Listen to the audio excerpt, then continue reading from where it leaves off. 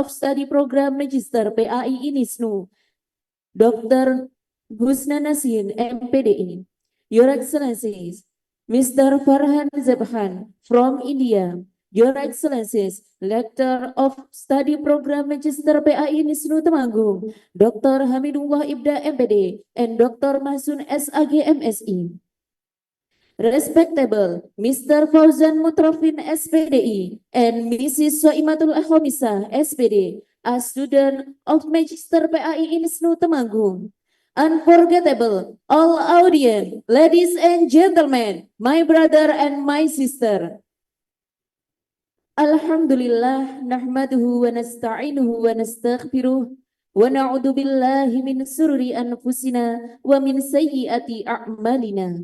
May yahdihillahu fala mudhillalah wa may yudlil fala hadiyalah. Asyhadu an la ilaha illallah wa asyhadu anna Muhammadan abduhu wa rasuluh. Wassalatu wassalamu ala sayyidina Muhammad wa ala alihi wa ashabihi wa man tabi'ahu ila yaumiddin.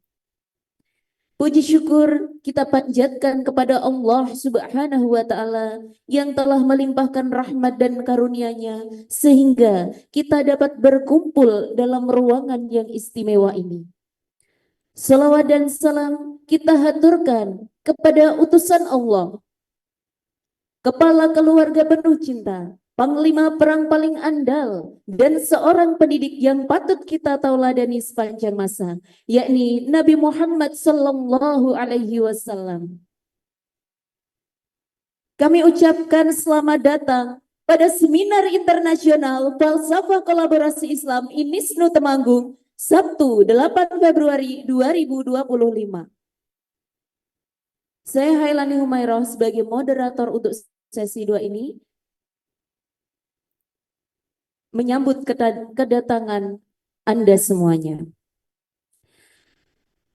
Mari kita bersyukur di tengah segala aktivitas sebagai masih diberikan kesehatan, rezeki, kesempatan-kesempatan baik untuk terus meningkatkan diri dan produktivitas. Sebelum saya mulai, mari kita bertepuk tangan yang meriah kepada semua yang hadir pada hari ini. Acara ini merupakan serangkaian acara Seminar Internasional INISNU Temanggung yang menjadi program dalam menempuh pendidikan Magister PAI INISNU Temanggung. Pada kesempatan yang berharga ini kami akan membahas sebuah isu yang sangat penting dalam dunia keilmuan, yaitu falsafah kolaborasi Islam.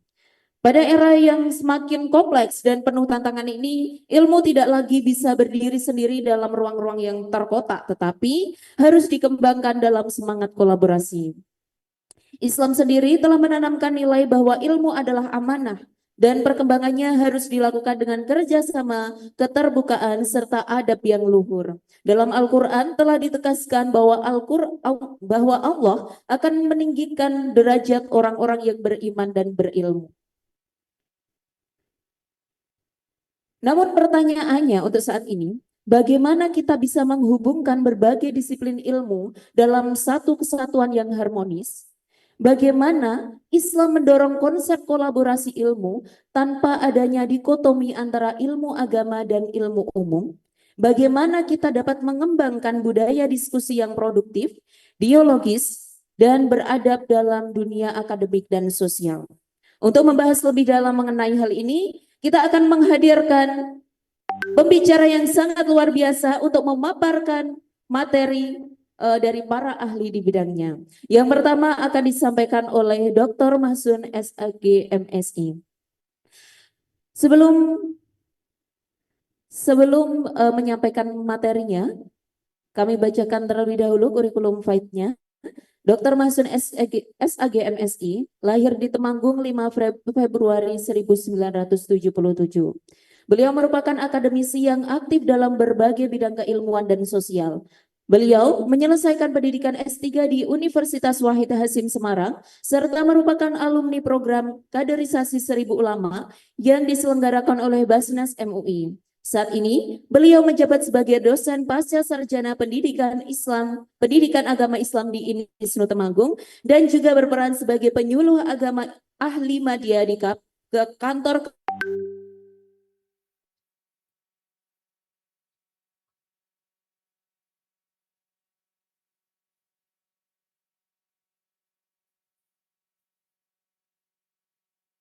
Ketua Rumah Mu'alaf Majelis Ulama Indonesia Kabupaten Temanggung. Dr. Masun memiliki berbagai kompetensi profesional, termasuk sebagai pembimbing haji bersertifikat, serta instruktur moderasi beragama bersertifikat. Selain itu, salah satu bukunya yang terbit pada tahun 2024 berjudul Merawat Jagat, Peran Masjid Wali dalam mewujudkan nilai-nilai moderasi beragama berbasis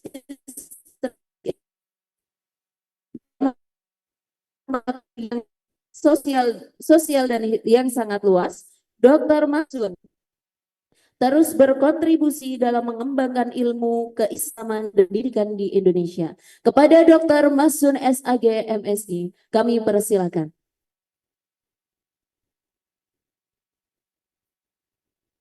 Beri tepuk tangan yang meriah untuk Dr. Masun SAG MSI.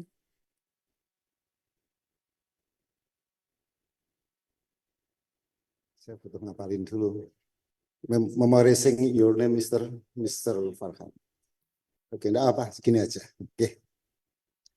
Bismillah, Assalamualaikum warahmatullahi wabarakatuh.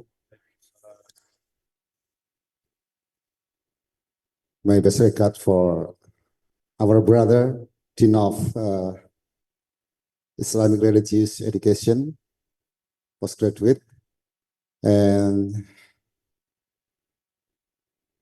all participants of internal seminar, special for the best our guys from the country of Shahrukh Khan, Taj Mahal, Mr. Farhan Zafhan and Mr. Anzar Akril. Welcome to my tobacco country. Yes, yeah, the Temanggung Regency, famous call it as the tobacco country, negeri tembakau. No tobacco, no party. Iya, tobacco. Smoke, cigarette. Ya. Mohon izin saya pakai bahasa Indonesia karena bahasa Inggris saya cukup sampai di sana tadi. Baik, menyingkat waktu, Dr. Husna, semuanya saja ada Dr. Rahma dan semua peserta. Pada kesempatan kali ini saya ingin menyampaikan atau sharing tentang about the genealogy of science philosophy in the Islamic and Western tradition. Kira-kira genealogi filsafat ilmu di dalam tradisi Barat dan Islam. Ini saya sampaikan kenapa? Karena memang hari ini kita sebagian mungkin masih ada pemisahan antara Barat dan Islam. Itu yang pertama. Kemudian apa sih urgensinya? Urgensinya biar kita tahu titik temunya mana. Ya, titik komprominya di mana? Kemudian kontribusinya apa?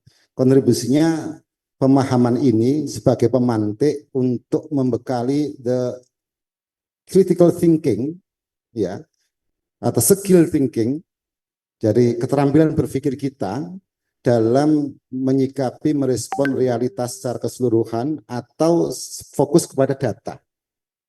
Itu kira-kira. Saya akan awal ini biar nyambung dengan tadi yang disampaikan oleh Mr. Anzar, ya, about the Islamic history. Jadi Mr. Azhar bisa nangkep bahasa Indonesia ya? Oke. Di kami itu jamak atau the popularity of the history of Khulafaur Rasyidin, they are four. Ya. Jadi just they four, not five. Just arba'ah, la khamsah. Four. Abu Bakar, Umar, Uthman, dan Ali. The popular, yeah, the most popular. Ya. Khulafaur Rasyidin itu sekitar 38 tahun nyambung kepada dinasti 3.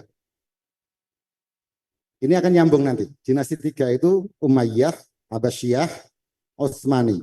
Nah, dinasti 3 ini saling berkelindan. Tidak kemudian secara kronologis berurutan, habis Umayyah, tumbuh Abbasiyah, Abbasiyah selesai, the end of Abbasiyah, then born the Uthmani. Tidak seperti itu. Tapi semuanya saling berkelindan, beririsan. Bahkan ada Fatimiyah dengan warisan Al-Azhar hari ini yang dulu Syi'i and expression is Sunni, the Al-Azhar of University. Ini penting kita ketahui karena terkait dengan genealogi.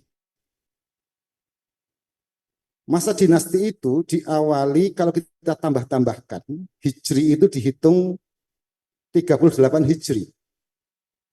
Atau kita hitung sejak zaman Nabi Hijrah. Berakhir itu sekitar 1924 atau there is the historiography written at 91931. Ya, 19 and 21. 1931. Artinya dinasti ini panjang banget. Sejak zaman selesai Flavor Rosidin sampai 1924, ada yang menulis 1932. Dengan tumbangnya Bani Rashid, kemudian diganti oleh Ibnu Saud ya hari ini. Ini masa dinasti. Nah, ini terkait dengan genealogi atau genealogi bahasa kita. Genealogi itu secara singkat ilmu tentang sabab musabab, asal usul atau pesantren itu menyebut sanad. Ya, genealogi. Ini penting kita ketahui. Jadi genealogi itu secara bahasa ilmu sabab musabab atau asal usul. Keberlangsungan atau pewarisan. The transformation between age to age. Itu genealogi. Tapi istilah pertama ini memang istilah barat ya, Foucault ya. 1971 Foucault menawarkan istilah genealogi tidak hanya sekedar urutan waktu, tapi terkait dengan urutan apa sih kepentingan sebuah pemikiran itu lahir. Bahwa sebuah pengetahuan itu tidak lepas dari konteks. Kalau kita kan ada bayan, burhan, irfan ya. Nah, ada teks, ada konteks. Jadi Foucault itu menawarkan atau membuat satu sintesa bahwa sebuah ilmu pengetahuan itu pasti lahir tidak lepas dari konteks sosial dan konteks politik. Itu genealogi. Jadi tidak sekedar sanad, tapi ilmu itu lahir kenapa sih? Bahkan sebuah ilmu bisa menjadi sebuah pergerakan harokah, movement. Not just the thought or not just thought, but the movement, like Mu'tazilah. Yeah, like Mu'tazilah. The beginning from the thought become movement, Mu'tazili. Didukung oleh kekuasaan. Jadi intinya pemahaman tentang genealogi ini penting dan bahkan ada mata kuliah tersendiri sebetulnya genealogi ini ber-SKS ya untuk memahami ini bahwa aliran-aliran yang dijabarkan ya ada macam-macam itu ya, ada macam-macam tadi, termasuk bangunan rukun Islam 5, rukun 6, rukun iman 6 dan sebagainya, bangunan sifat wajib, sifat 20, wajib 20, jais 20, ini tidak lepas dari konteks. Ada kekuasaan, termasuk ketika Quran adalah makhluk, Mu'tazilah yang menentang itu pasti dipenjara, itu kekuasaan contoh. Nah, genealogi itu secara menurut Foucault itu merujuk ke sana. Nah, poinnya adalah teman-teman bahwa saya hanya ingin mendorong ayo kita tidak sekedar sanad tapi ayo kita kaji ini. Kalau dalam istilah hadis ada asbabul wurud ya, asbabul wurud. Kenapa hadis itu turun? Untuk apa? Konteksnya apa? Ini kita perluas bahwa sebuah kodifikasi ilmu pengetahuan pasti tidak lepas dari konteks sosial, konteks kekuasaan. Sehingga ketika Barat hanya menggunakan basis rasio, maka di Islam itu ada basis wahyu. Bahwa kebenaran yang paling valid itu wahyu baru diganti dengan rasio. Kalau di Barat itu rasio, empirik. Maka di Islam itu ada istilah tadi, bayani, burhani, irfani. Teks, konteks, dan intuisi, itu penting di Islam. Tapi kalau di tradisi Barat, just rationality. Nah, ini yang membedakan. Nah, artikel yang saya sampaikan kepada panitia ini ingin mendorong ini agar kita memahami titik temunya di mana. Sehingga saya tawarkan bagaimana metodologi barat ini kita beri landasan prinsip-prinsip Islam. Jadi metodologi penelitian barat yang hari ini mau nggak mau kita akui ya teman-teman. Mau kenaikan pangkat, mau apapun, mau lulus tadi, kita harus Scopus. Scopus kita akui the Western system. Kenapa? Iya, what about the academic quality just based on the role of Western? Why? Kenapa kita tidak bikin regulasi sendiri, kita nggak bikin aturan sendiri? Ini contoh, tapi bukan berarti ini pemberontakan, enggak. Artinya saya kompromikan, berusaha untuk mengkompromikan, ayo metodologi barat ini kita beri landasan dengan prinsip-prinsip keislaman. Artinya apa? Mendekati realitas, mengolah data, itu tidak sekedar pada fakta empirik. Not just positivistic or positivisme, ya. Atau dalam istilah ini positivism gitu kan.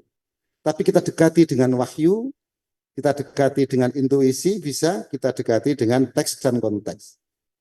Utamanya dalam pendidikan agama Islam. Sehingga kita tidak akan anti barat, tapi kemudian tidak dijajah oleh barat, meskipun hari ini kritik kita sekali lagi kepada sistem akademik adalah semuanya berdasarkan barat. Sinta itu gak kepake. Yang dipakai adalah Scopus atau jurnal terindeks internasional. Scopus jurnal, Skimago, ya, atau internal jurnal, yes. Ya, yeah. Just Western have the license. Kita nggak punya. Nah ini kondisi hari ini. Jadi prinsip sebagai kesimpulan, genealogi ini penting teman-teman, terutama mahasiswa untuk belajar. Ya, genealogi ini sebab musabab, asal usul atau ilmu sanad kalau dalam pesantren dari siapa. Tapi terlepas dari itu kita juga memahami bahwa di balik kodifikasi ilmu pengetahuan atau sebuah teori pasti ada kepentingan sosial, kepentingan kekuasaan. Sehingga sebuah teori itu, apalagi teori sosial, tidak pernah bersifat final, pasti terbuka terhadap perubahan. Itu kira-kira sekali lagi mohon maaf, ya ini sekedar pemantik dan kita lengkapi ke depan dengan meningkatkan literasi kita, belajar menulis, belajar meneliti, dan belajar mendengarkan. Itu yang paling penting ya, belajar mendengarkan. Terima kasih, mohon maaf. Assalamualaikum warahmatullahi wabarakatuh.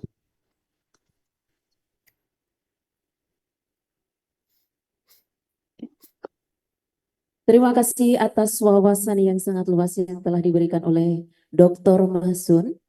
Selanjutnya pemateri yang kedua akan disampaikan oleh Dr. Hamidullah Ibda MPD melalui online.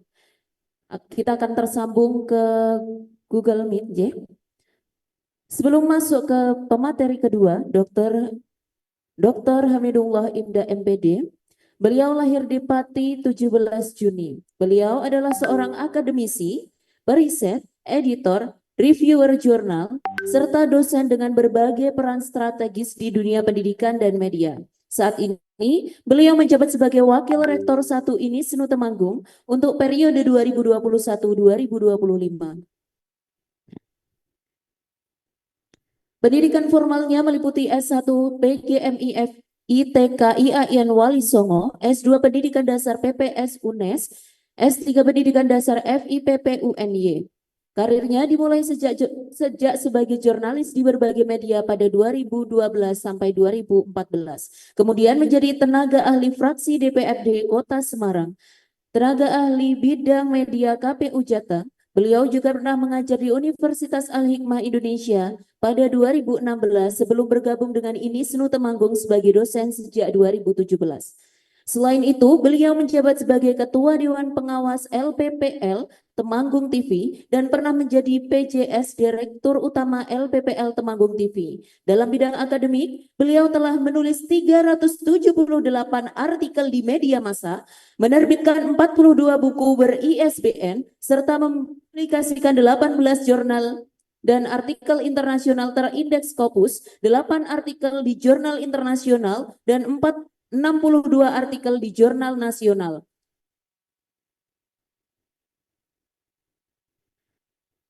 Kepada Dr. Hamidullah Ibda MPD, waktu dan tempat kami persilahkan. Kita simak melalui Zoom meeting. Tes, suara saya terdengar. Beri tepuk tangan yang meriah untuk Dr. Hamidullah Ibda MPD. Baik, suara saya terdengar. Apakah terdengar suara saya? Mbak moderator, terdengar ya? Ya, sudah Oke. terdengar, Bapak. Syukron. Assalamualaikum warahmatullahi wabarakatuh. Alhamdulillahirrahmanirrahim. Nazzalal furqana ala abdihi liyakuna lil alamin nadhira wa atahul mulka wal hikmata wa 'allamahu mimma yasha. Wa may yu'tal hikmata faqad utiya khairan katsira amma ba'du. Respectable Rektor Unisnu Temanggung, Mr. Dr. Muhammad Baihaqi Al-Hajj, respectable Dean of Faculty Tarbiyah and Teacher Training, Fakultas Tarbiyah dan Keguruan, Mr. Andrian Gandhi Wijanarko, and respectable the Head of Department of Magister of Islamic Education or Islamic Religious Education, Mr. Dr. Usnana Sehin, our honorable speakers, Mr. Farhan Zeb Khan from India, or Kuch Hotahe country, yeah, and Dr. Mason and Ahina Fauzan Mutrofin, and thank you very much, Soimatul Khamsah. Respectable lecture, participant, and hadirin hadirat fi Zoomiyah atau fil Jamiah Institut Temanggung. The first and foremost, let us express biqauli alhamdulillahirabbil alamin for allowing or gather in this academic forum international seminar Islamic Collaborative Philosophy, and biqauli Allahumma sholli ala sayyidina Muhammad wa ala ali sayyidina Muhammad. We are profoundly grateful and honored to organize international seminar Islamic Collaborative Philosophy, an academic platform to discuss and develop ideas and collaboration of knowledge from us Islamic perspective. On this occasion, I will present a topic entitled Collaborative Science, AIED, Deep Learning and Islam and Aswaja Anandiyah in this PPT ya. Apakah terlihat PPT-nya?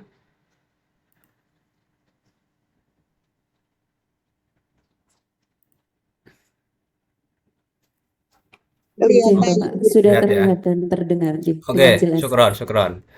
This title Collaboration of Science, AIED, Deep Learning and Islam Aswaja Anandiyah. My name is Hamidullah Ibda.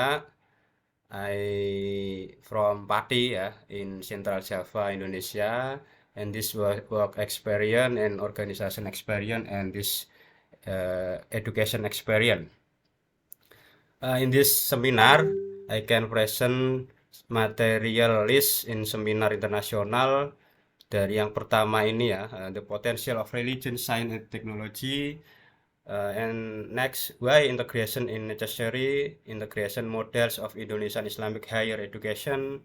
Ketupat ilmu, a good practice or best practice of integration and collaboration in this knowledge, science, technology, and Islam and Aswaja.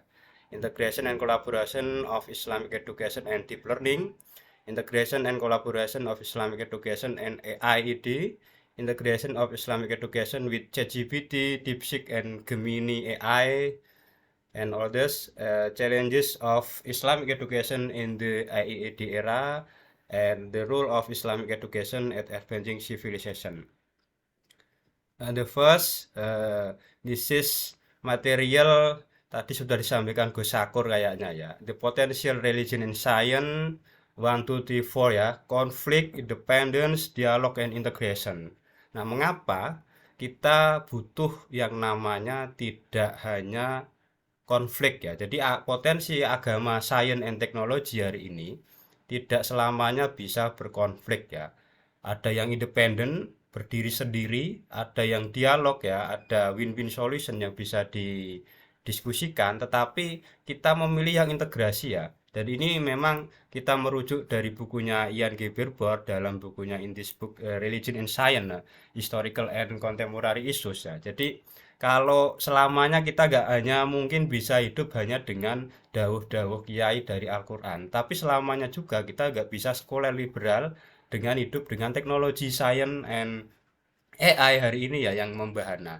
Maka potensinya ya harus integrasi. Kira-kira seperti itu ya. Jadi ini tidak menolak dunia seperti itulah kira-kira. Tapi juga tidak hanya menganut pada ajaran ukhrawit saja. Nah, why integration ya? Mengapa kita ini butuh yang namanya sebuah model paradigma keilmuan yang harus integrasi? Ini pertanyaan penting ya. Kenapa kok nggak dialog independen ataupun tadi konflik ya? Ya karena dari definisi integrasi keilmuan ya, scientific integration ya, itu kan scientific integration refers to effort to combining religious knowledge Islam with general knowledge ya. Artinya kita itu berusaha menggabungkan pengetahuan yang bersifat agama, religius dengan pengetahuan ilmu-ilmu sekuler dari barat ya. To create a holistic education system dalam rangka menghasilkan, membentuk, membangun pendidikan Islam yang holistik, tidak hanya ukhrawi saja tapi juga duniawi.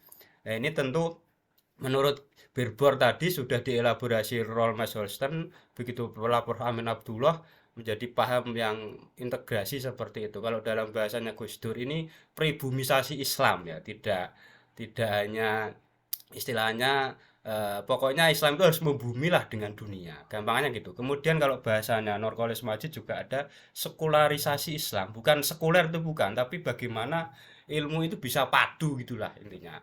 Kemudian tujuan integrasi saya kira juga bagaimana membentuk peserta didik ini berwawasan luas ya dalam ilmu pengetahuan umum maupun Islam ya. Comprehension, deep comprehension of Islamic teaching, ini saya kira penting. Nah, berikutnya kenapa integrasi keilmuan itu penting ya? Ya, so that is this not value free ya. Agar tidak bebas nilai kan gitu ya. Kemudian juga tidak kehilangan arah ya. Sesuai manhajul fikir Aswaja Anandiyah. Yang ketiga, characteristic of differentiation atau distinction from other universities. Jadi ini menjadi pembeda antara perguruan tinggi satu dengan yang lain. Apa keunggulan perguruan tinggi Anda? Yang ketiga, menjadi dasar pelaksanaan kalau kita tidak hanya tridharma ya, tapi pancadharma ketambah. Kalau saudara kita di Muhammadiyah ada catur dharma, misalnya seperti itu. Nah, ini quotes ya, saya sudah sering saya sampaikan ya, yang disampaikan oleh Albert Einstein. Science without religion is lame, religion without science is blind ya. Ilmu tanpa agama itu buta, agama tanpa ilmu lumpuh ya. Jadi saya kira quotes ini sangat penting bagi kita semua. Nah, ini 3 model paradigma keilmuan yang saya kira di banyak buku sudah ditemukan. Ada model Islamization of Science, Islamisasi keilmuan ya, dan juga integrasi keilmuan atau model integrasi keilmuan. Nah, tokoh-tokohnya banyak, ada Ismail Razi Al-Faruqi, Muhammad Hakim Al-Atos, dan seterusnya. Saya kira ini bisa digabungkan dan kita pilih banyak dikembangkan di Indonesia. Perguruan tinggi itu memang madhabnya integrasi. Nah, ini beberapa integration model of Indonesian Islamic Higher Education. Bisa lihat kita di UIN Sunan Kalijogo yang dikembangkan Prof. Amin Abdullah, ada integrasi interkoneksi dengan metaforanya ketupat spider web atau jaring laba-laba. UIN Malang juga dari Prof. Imam Surpayogo ada pohon ilmu ya metaforanya. Kemudian UIN Wali Songo punya model paradigma integrasi Unity of Science atau Wahdatul Ulumnya Imam Ghazali ini ya, yang dikembangkan oleh Pak Abdul Muhayyad dan Pak Muhyar Panani dengan metafora intan berlian ilmu, dan yang terbaru UIN Saifuddin Zuri dengan model paradigma Jabalul Hikmah, seperti ini metaforanya ya, seperti itu.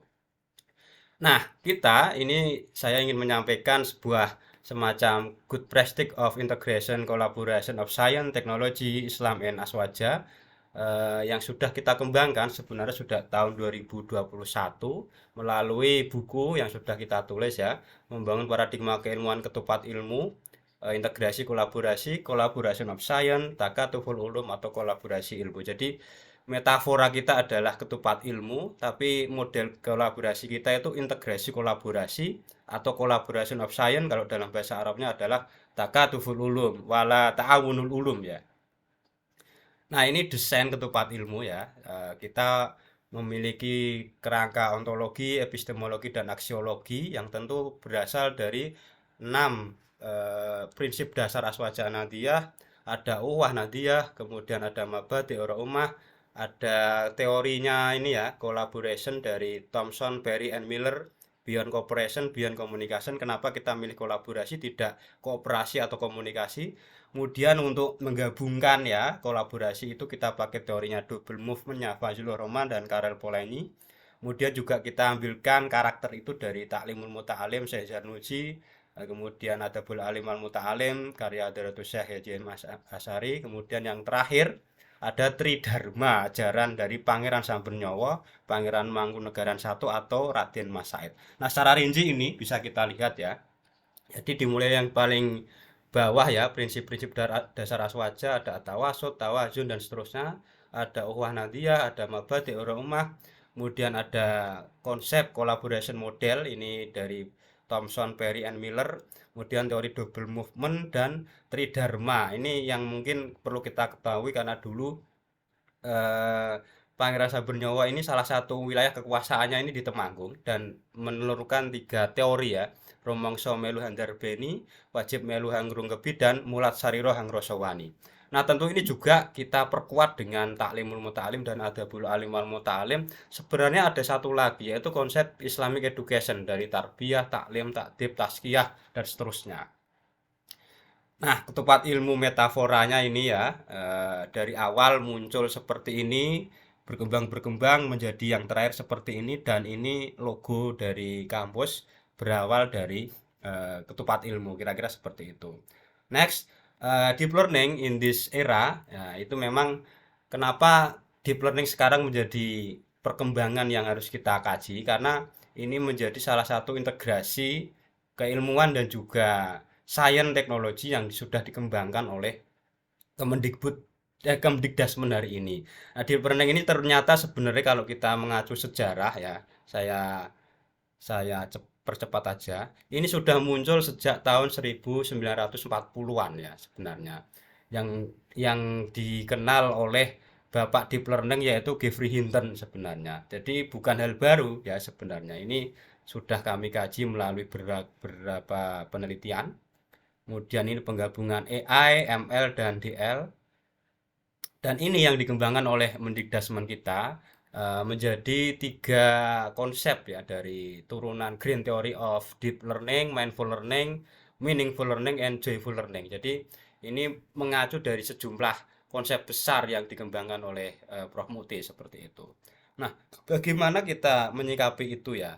Tentu bisa kita terapkan melalui sintak yang sudah kami kaji. Mulai dari eksplorasi ya, kemudian pengenalan informasi sampai pembagian berkelanjutan ya, pengembangan berkelanjutan, continuous development ini. Nah, integrasi kolaborasi, kemudian kita bisa menerapkan bagaimana Islamic Education atau Islamic Higher Education ini bisa menjadi salah satu bagian untuk integrasi di dalam pembelajaran. Nah, berikutnya adalah AIED. Kenapa saya sebut AIED? Karena AI itu sangat luas, maka kita cukup membatasi Artificial Intelligence in Education atau in Islamic Education, it's okay lah, no problem lah ya. Nah, ini beberapa apa ya istilahnya konsep AI ya. AIED itu sebuah AI yang diterapkan di dalam pendidikan ini ya, to improve learning, teaching, and education management process ya, di dalam sampai manajemen pembelajaran. Manfaatnya banyak untuk guru, untuk siswa, dan juga bahayanya juga ada ya. Bagaimana kebergantungan depends on technology, kemudian peran guru yang terancam, apa ini ya, kurangnya pelatihan, kemudian soal privacy dan etika, dan juga kelelahan ya, digital fatigue ya, ini juga sangat mementingkan. Nah, tipe-tipenya banyak, ada chatbot, ya, games, video, dan lagu. Kemudian untuk learning ada sendiri-sendiri, ini bisa kita kembangkan nanti. Nah, ini beberapa yang sudah kami cantumkan khusus di beberapa pembelajaran gitu ya. Nah, intinya integrasi kolaborasi dalam AIED ini ya, itu bisa dari perencanaan, planning, implementation, and evaluation in Islamic Higher Education on Islamic Religious Education ya, di sesuai jenjang lah seperti itu.